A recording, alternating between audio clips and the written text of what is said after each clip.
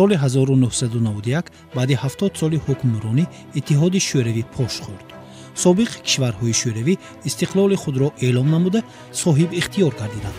аммо барои аксари ин кишварҳо солҳои аввали соҳибдавлатӣ мушкиле эҷод мекард, зеро тӯли 70 сол сиёсат ва низоми шӯравӣ шакл гирифта ба як низоми нави давлатдорӣ ва идеологӣ ниёз пайдо гардида буд. чунин вазъият дар Тоҷикистон ҳам эҳсос мешуд. 9 сентябри соли 1991 кишвар истиқлоли худро эълон намуда соҳиб ихтиёр гардид. акнун мебоист ин неъмати деринтизорро ҳифз намуда ба бунёди давлатдорӣ бо низоми навин шурӯъ мекард. вале вазъияти сиёсии кишвар ноором гардид ва баръакс истиқлоли давлатиро ба хатар мувоҷеҳ кард. ба назари коршиносон як омили аслии сарзадани ҷанги шаҳрвандӣ дар набудани идеологии ягонаи миллӣ буд.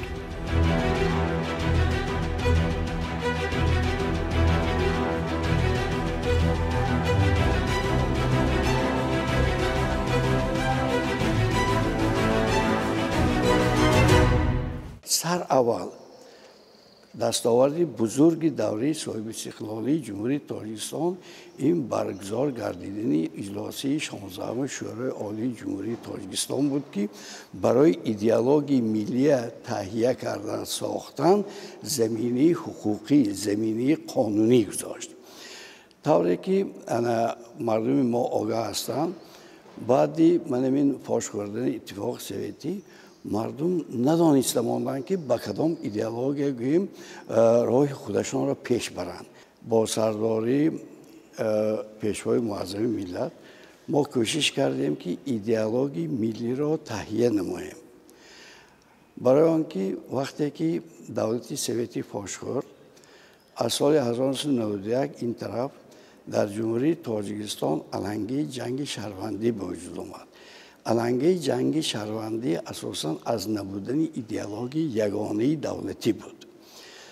таҳти роҳбарии президенти мамлакат Эмомалии Раҳмон мо дар муддати 34 сол як идеологияи миллии худамонро сохта тавонистем. бояд гӯям ки вақте ки Тоҷикистон давлати алоҳида шуд, соҳибистиқлол шуд, мо идеологияи ягона надоштем. барои ки идеологияи мо мардум дар рӯҳии идеологияи советӣ гӯем зиндагӣ мекарданд ва кор мекарданд. хуб, агар мо ба таърихи 34-солаи ҷумҳурии Тоҷикистон назар кунем, иҷлосии 16-уми шӯрои олии ҷумҳурии Тоҷикистон тавре ки гуфтем асос гузошт ва аз ҳамин давра сар карда як гурӯҳ зиёёни мамлакат барои таъсис додан, барои таҳия намудани идеологияи миллии мо кӯшиш карданд. мо давлати ягонаи ҷумҳурии Тоҷикистона бо қабули конститутсияи ҷумҳурии Тоҷикистон, яъне 6 ноябри соли 1994 ва дар як вақт дар райпурсии умумии халқӣ мо конститутсия қабул кардем ва интихоби президенти ҷумҳурии Тоҷикистонро гузарондем. аз ҳамун давра сар карда мо идеологияи давлати соҳибистиқлолии ҷумҳурии Тоҷикистонро барпо кардем. ин бозёфт, яъне дастоварди бузурги давраи соҳибистиқлолии ҷумҳурии Тоҷикистон ба ҳисоб меравад. эҳёи дубораи кишварро ба иҷлосии 16 шӯрои олии ҷумҳурии Тоҷикистон ки дар Хуҷанд гузашт марбут метавонад. ба гуфтаи таърихшиносон, таҳлилгарону коршиносон, ин иҷлосии таърихӣ ҳаёти сиёсиро дигаргун сохта барои сулҳу субот замина фароҳам овард. дар баробари ин дар дигаргунсозии фазои илмиву фарҳангӣ аз ҷумла шаклгирӣ ва бунёди идеологияи ягонаи миллӣ пояи устувор гардид. идеологияи ватандӯстӣ аст, миллатдӯстӣ аст, худогоҳӣ аст, аз гузаштаи худ фахру ифтихор кардан ва имрӯзаи ҷумҳурии Тоҷикистон сохтан аст. барои идеологияи миллия сохтан саҳми асосгузори сулҳу ваҳдати миллӣ ниҳоят калон аст. якум, идеологияи миллии мо дар асоси конститутсияи ҷумҳурии Тоҷикистон бояд пеш равад, таъсис ёбад ва бошад. мо ин ба ноил ҳам гаштем. акнун як чизи дигаре гуфтанам дар кор ки лозим аст, мо барои чӣ идеологияи تفکر پرزیدنت رو گوییم تفکر جامعه گفته میتوانیم. ما روزی پرزیدنت رو در جمهوری تاجیکستان قید میکنیم و قانون جمهوری تاجیکستان درباره روزهای عید مخصوصا روز پرزیدنت داخل کردیم برای آنکه همون طرز زندگی، سرنوشت، فعالیت کاری من این پرزیدنت مملکت این نمونه عالی ایدئولوژی ملی ما است. مثلا در تاجیکستان دولتداری برقرار شد. همچنین بغیر از آن جامعه شهروندی برقرار. حزب‌های سیاسی پیدا شدند که به‌محال در گویم انتخابات هم پرزیدنت هم انتخابات مجلس عالی جمهوری تاجیکستان، مجلس نمایندگان و مجلس‌های محلی آنها اشتراک کرده ایستادند. و اینجا یک چیز دیگر هست که باید گفتن ما در کار که ما برای چی ایدئولوژی پرزیدنت رو ایدئولوژی مردمی، ایدئولوژی خلقی بودیم؟ برای اینکه پرزیدنت مردم انتخاب کرده است. آنچه که میگویند و آنچه که سرنوشتشان باید، آنچه که امروز فعالیت باید میبینیم، این در حقیقت ایدئولوژی ملی ما است. ما در اساس همین هم فعالیت میبریم، هم زندگی میکنیم، هم اکنون یک نقطه دیگر را گفتنی هستم که هر یک دولت صاحب ایدئولوژی خودش داشت. ایدئولوژی دوره سوویتی ایدئولوژی کمونیسم علمی بود. همچنین اکنون ما از یک سیستم دیگر بگذشتیم. بعد ایدئولوژی هر یک دولت ایدئولوژی ملی خودش ساختنش در کار بود. ما از روی من طرز زندگی، طرز گفتار، طرز رفتار، طرز مناسبت های پیشروی ملت ما همینجا ساخته تانستیم. یکم طلبی که از ایدئولوژی ملی میکند این وطن دوستی است. برای خودشناسی ملی، خودآگاهی خودشناسی از جانب پرزیدنت مملکت تکیه کردن به گذشتگان ما، از خود کروش کبیر سر کرده تا نویسنده های ادیبان و رسامان ایجادکار امروزی ما که نمونه عبرتی دیگران گردیدند. همین از کروش کبیر سر کرده تا دیگر در کتاب پرزیدنت مملکت چهره های ماندگار 25 شخصیت بزرگی که خب ما با زندگی آنها با ایدئولوژی آنها تکیه میکنیم نمونه عبرت شده توانست. از جانب امام علی رحمان از سالهای اولی سروری و بلند برداشتن معنویت و خودشناسی و خودآگاهی ملی اعتباری خاص داده شد. قبول رمزهای دولتی، بزرگداشتی شخصیت‌های برجسته علم و ادب از زمره تدبیرهایی بودند که در شکل گیری ایدئولوژی ملی مساعدت نمودند. در این جاده احیای گذشته پر افتخار، فرهنگ و ارزش‌های ملی از نقش برجسته پیشوای ملت محترم امام علی رحمان درک می‌دهد. تجلیل از 1000 سالگی شاهنامه فردوسی، 1100 سالگی دولت سامانیان که هنوز در سالهای دشوار سیاسی و اقتصادی به وقوع پیوستند از قدم‌های استوار در بنیاد ایدئولوژی یگانه ملی درک می‌دهند. چون این تدبیرها در سالهای بعدی نیز دوام کرده، هزاره ناصری خسرو، 2700 سالگی اوستا، 800 سالگی مولانا جلال الدین بلخی، 1150 سالگی ابو عبدالله رودکی، 1310 سالگی امام اعظم، 700 سالگی میر سید علی حمدانی و 700 سالگی کمال خوجندی از قبیل آنهایند. ما ایدئولوژی ما باید زمینه اجتماعی داشتنش در کار. زمینه اجتماعی معناش چی؟ معناش اینه که زیست زندگانی مردم. اگر زیست زندگانی مردم بهتر شود، ایدئولوژی ما بهتر میشود. اگر زیست زندگانی مردم پایان رود، ایدئولوژی ما لازم نمیشود. برای همین من شما دیده استادید که امروز تاجیکستان در کدام سطح است در وضع اجتماعی و اقتصادی. من در کوچه ها میبینم مردم آزاد گشته‌اند. خب جای کارکردی اکثریت مردم جای کارکردی تامین، مزد مهنت وقتش میشد. سال از سال بلند برداشتن مزد مهنتی کارمندان صاحب بودجتی از جانب پرزیدنت مملکت به وقوع پیوسته شده ایستاده است. همچنین اینم ایدئولوژی معین میکند. من ببینید که چهارم چیز یعنی واسطه های استحصالات، کارخانه های نو به نو با وجود آمده است که اینم کارخانه‌های نو جای کاری تامین میکند پیدا میکند بودجه به پول میدهد مادامی که مبلغ بودجه غنی شود اگر مؤسسه‌های ایدئولوژی مخصوصا مؤسسه‌های فرهنگی مؤسسه‌های معرفتی مؤسسه‌های تعلیمی مکتب‌های عالی به رواج رونق می‌یابد در جمهوری تاجیکستان من ببینید که زیاد قریب که از 40 مکتب عالی است این چی معنی دارد معنی آن را دارد که در جمهوری تاجیکستان ایدئولوژی یگانه است ایدئولوژی یگانه سیاست یگانه است اگر ایدئولوژی یگانه نباشد سیاست یگانه نباشد این مکتب‌های عالی عرض وجود کردن نمیتواند بغیر از مکتب‌های عالی چقدر مکتب‌های تعلیمات عمومی است که نسل نو را سعی کرده تا جوان‌ها همشان همینجا تحصیل میکنن میخوانند این تدبیرها در برابر آنکه در خودشناسی و خودآگاهی جامعه کارگر گردد جهت معرفی تاریخ و تمدن کهن بنیادی تاجیک نیز نقشی برجسته داشت در برابر سنه‌های تاریخی احیای جشن‌های اجدادی نوروز سده تیرگان و مهرگان و به فهرست سازمان یونسکو داخل شدن جشن نوروز میراث عمومی جهانی فرهنگی شناخته شدن شش مقام فلک چکن و آشی پلو از سعی و تلاش‌های سروری دولت جهت معرفی تاریخ کهن بنیاد و هم بلند برداشتن خودشناسی جامعه درک می‌دهد بزرگداشتی تمدنی آریایی تجلیل از 2500 سالگی استروشن 2700 سالگی کولوب 3000 سالگی حصار و 5500 سالگی سررزم باستانی در شناخت و آموزش تاریخ کهن بنیادی ملت نقشی برجسته داشتند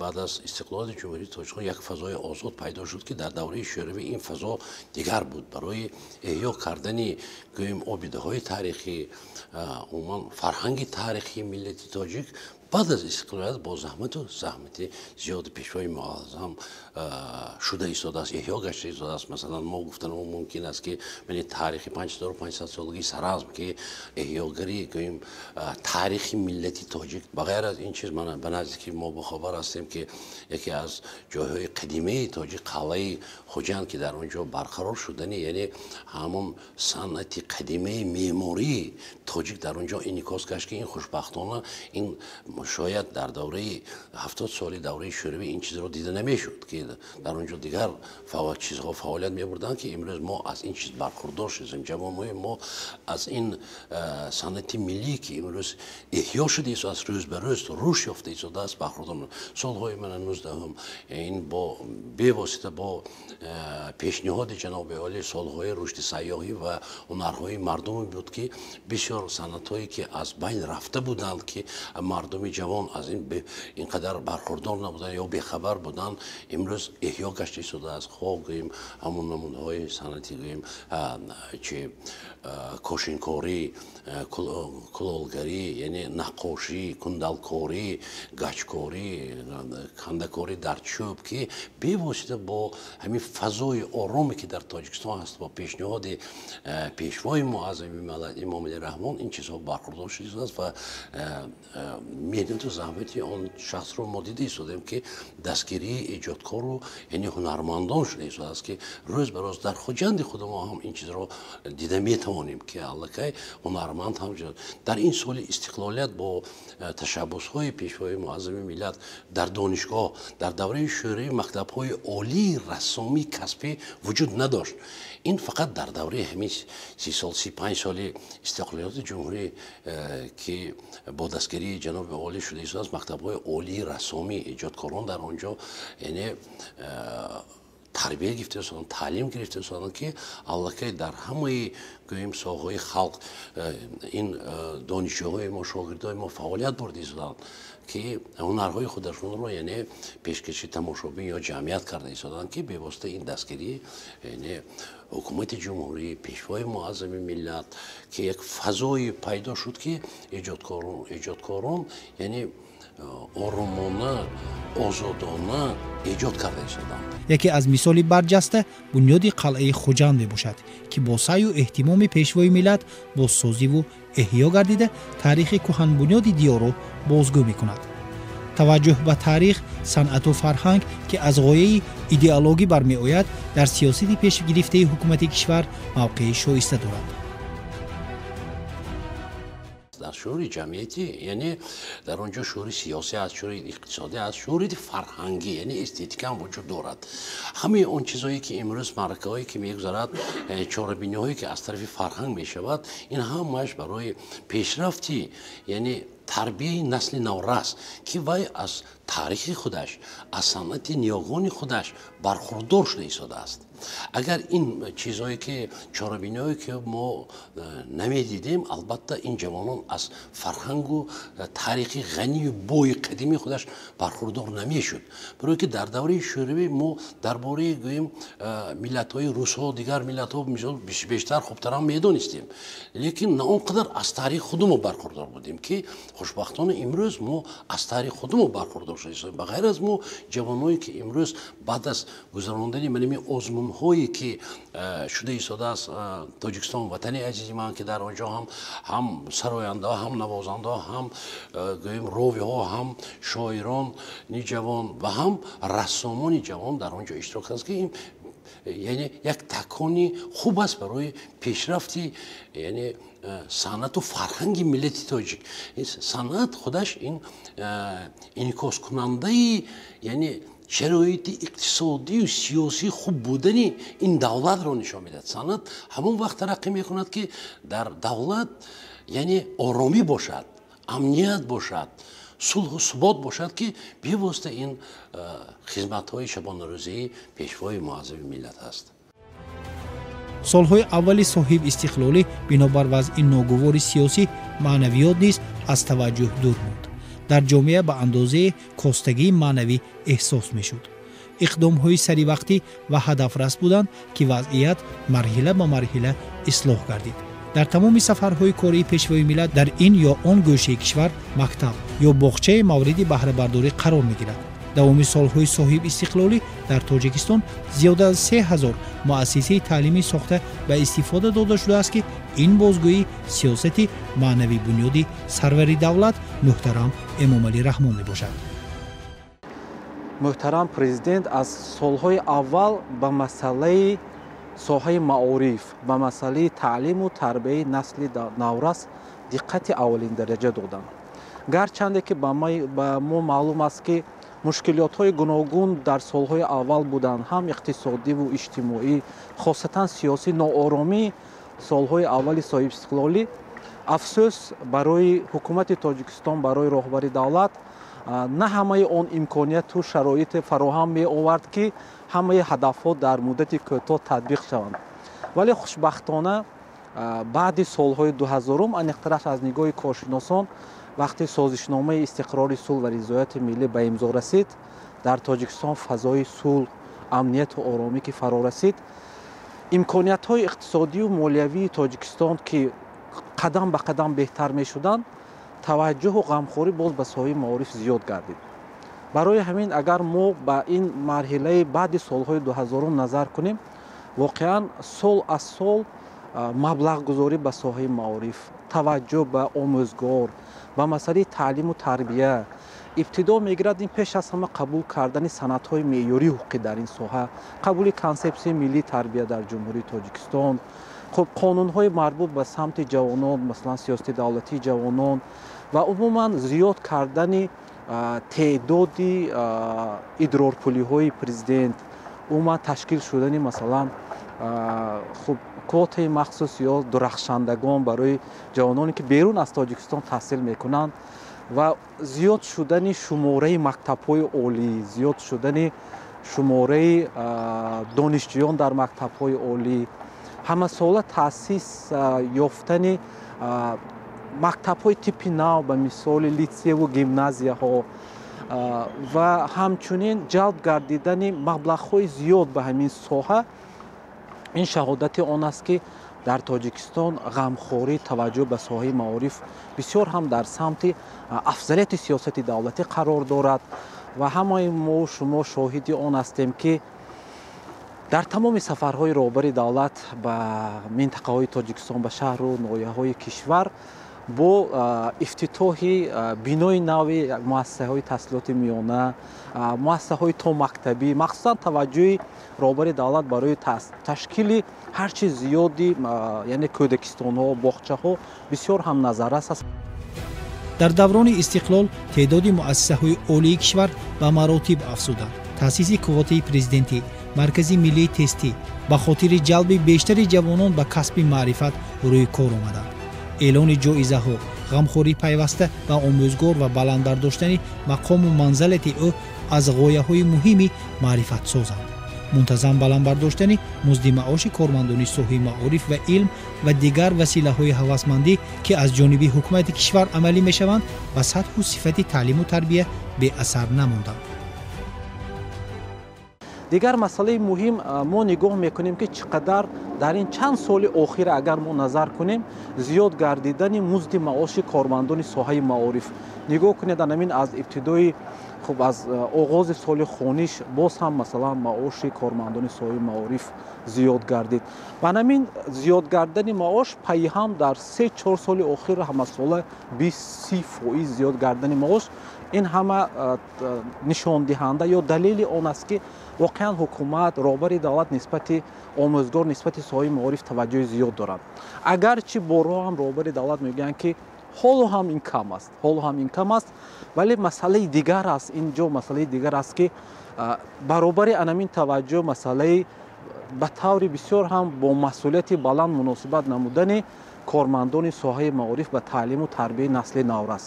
барои он ки имрӯз мо агар насли ҷавонро дар рӯҳияи худшиносии миллӣ, ватандӯстӣ, анамин дастгирии сиёсати имрӯзаи ҳукумати тоҷикистон, роҳбари давлат ки ҳамаи онҳо барои беҳтар шудани сатҳи зиндагии мардум, аҳолии тоҷикистон равона шудааст.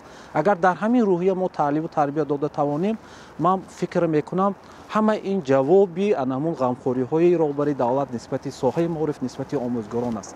албатта мо имрӯз гуфта метавонем ки бисёр маблағҳое ки ба соҳаи маориф равона шудааст дар солҳои минбаъда натиҷаҳои неки худро ба бор меорад. аммо баробари ин имрӯз вазифаи пеш аз ҳама кормандони соҳаи маориф ин аст ки бояд анамун таъкидҳои ҳамешагии роҳбари давлат ба нисбати дар вобаста ба шароити муосир омода намудани кадрҳои баландихтисос. нигоҳ кунед имрӯз бисёр ҷавонҳо ҳастанд ки масалан ҳатто берун аз тоҷикистон таҳсил мекунанд ки имрӯз давлат онҳоро бо мақсади он ки паго кадрҳои ҷавобгӯ ба талаботи бозори меҳнати ҷаҳонӣ омода шаванд маблағҳои зиёд равона карда истодааст. барои ҳамин ман фикр мекунам имрӯз сиёсати маънавӣ бунёд, сиёсати маорифпарваронаи роҳбари давлат бо назардошти имкониятҳои иқтисодии тоҷикистон ин бисёр ҳам дар сатҳи баланд қарор дорад. инчунин дар партави сиёсати маорифпарварона соли 2010 соли маориф ва фарҳанги техникӣ ва солҳои 2020-2040 20-солаи омӯзиш ва рушди фанҳои табиатшиносӣ, дақиқ ва риёзӣ эълон гардиданд. имрӯз фазои маънавии кишварро озмунҳои сатҳи ҷумҳуриявии фурӯғи субҳи доноӣ китоб аст, илм фурӯғи маърифат, тоҷикистон ватани азизи ман ва тоҷикон оини таърихи миллат боз ҳам рангин мекунанд. ин озмунҳо ки таҳти сарпарастии бевоситаи пешвои миллат сурат мегиранд, дар рушди маънавии насли наврасу ҷавон аҳамияти фавқулода доранд. шурӯъ аз соли оянда озмуни дигари шоҳномахонӣ рӯи кор меояд ки идомаи ғояи маънавӣ бунёд аст.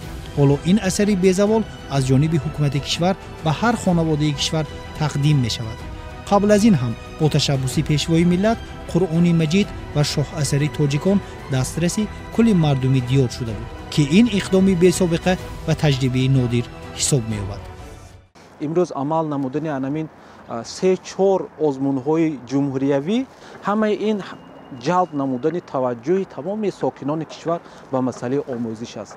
нигоҳ кунед ба ҳар як оилаи тоҷик тақдим шудани китоби тоҷикони бобоҷон ғафуров ки ин бо мақсади анамин баланд бардоштани худшиносии миллӣ, ҳисси ватандӯстии шаҳрвандон ё масалан хуб дар самти агар нигоҳ кунед ҳоли боз бо супориши роҳбари давлат ин шабу рӯзҳо тақдим шудани китоби шоҳномаи абулқосими фирдавсӣ ба оилаи тоҷик. нигоҳ кунед на дар ҳамаи кишварҳо чунин таваҷҷӯҳ нисбати баландбардоштани маънавиёти мардум аст.